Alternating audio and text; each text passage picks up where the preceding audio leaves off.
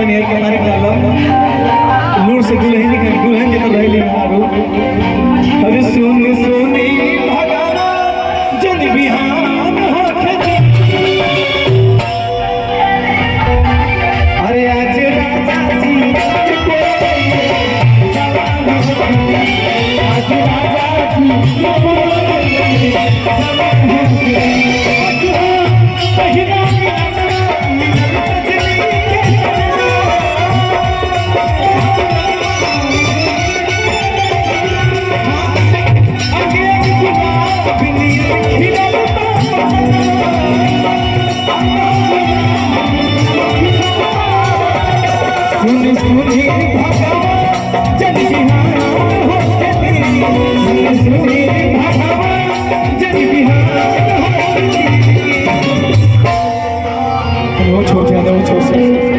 और एकदम मिजाज में एकदम पूरा भाव में आ जाएगा। अरे सुनी सुनी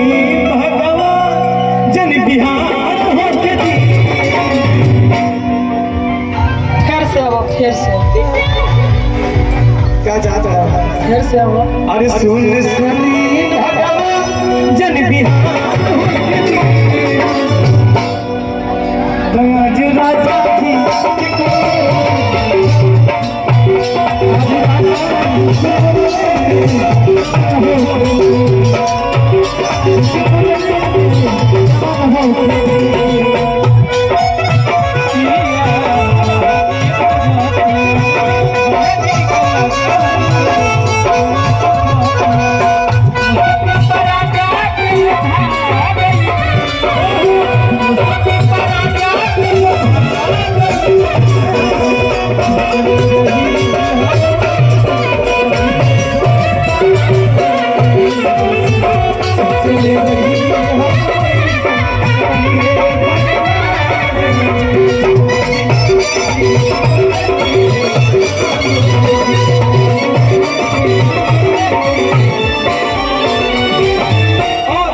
भैया का नाम है आगे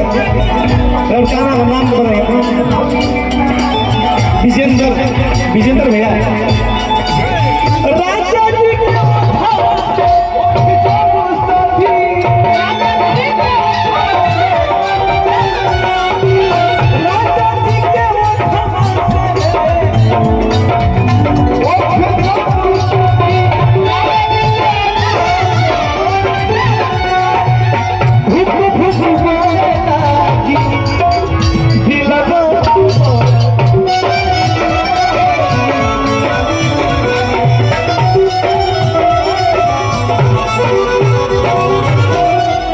भर लौट के जरिए मेरे मान हो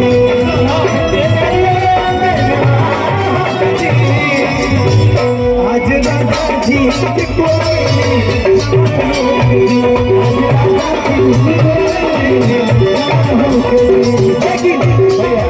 आज मरही के विजेंद्र बैग देख लो क्यों रही नहीं हो जो किसे बोला वाला लोग से हाँ से लोग से अरे मरही के बाद मारी दम जान से तो कहे के मुआ